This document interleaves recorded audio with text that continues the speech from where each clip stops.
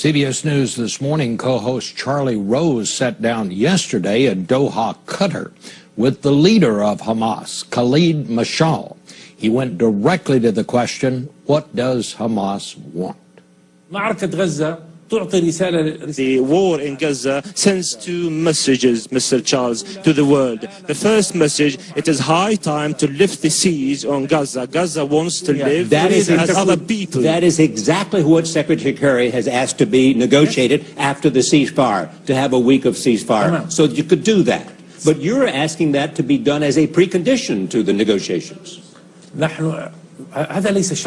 This is not a prerequisite. Life is not a prerequisite. Life is a right for our people in Palestine. Since 2006, when the world refused the outcomes of the elections, our people actually lived under the siege of 8 years. This is a collective punishment. We need to lift the siege. We have to have a port. We have to have an airport. This is the first message. The second message, in order to stop the bloodletting, we need to look at the underlying causes. We need to look at the occupation. We need to stop the occupation. Netanyahu doesn't take heed of our rights. Mr. Kerry, months ago, tried to find a window through the negotiations in order to meet our target, to live without occupation, to reach our state. Netanyahu has killed our hope, killed our dream, and he killed the American initiative.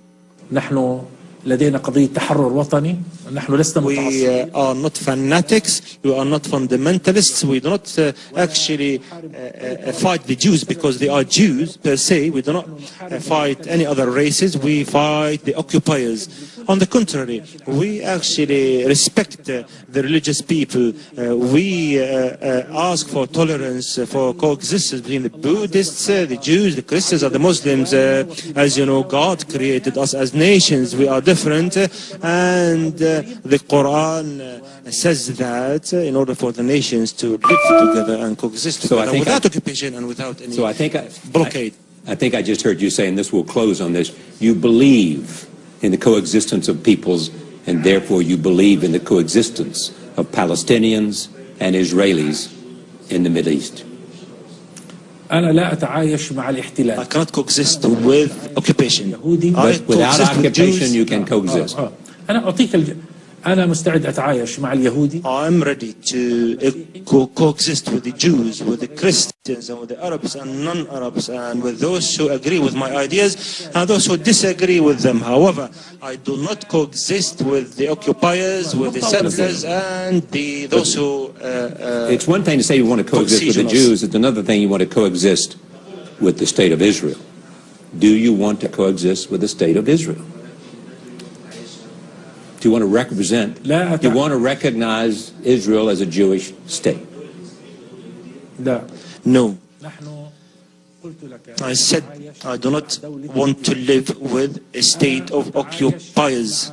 I do coexist with other religions. I'm assuming they're no longer occupiers. At that point, do you want to coexist and recognize their right to exist as they would recognize your right to exist? When we have a Palestinian state, then the Palestinian state will decide on its policies. You cannot actually ask me about the future. I answered you, but Palestinian people can have their say when they have their own state without occupation. In natural situations, they can decide the policies vis-a-vis others. Thank you. Welcome.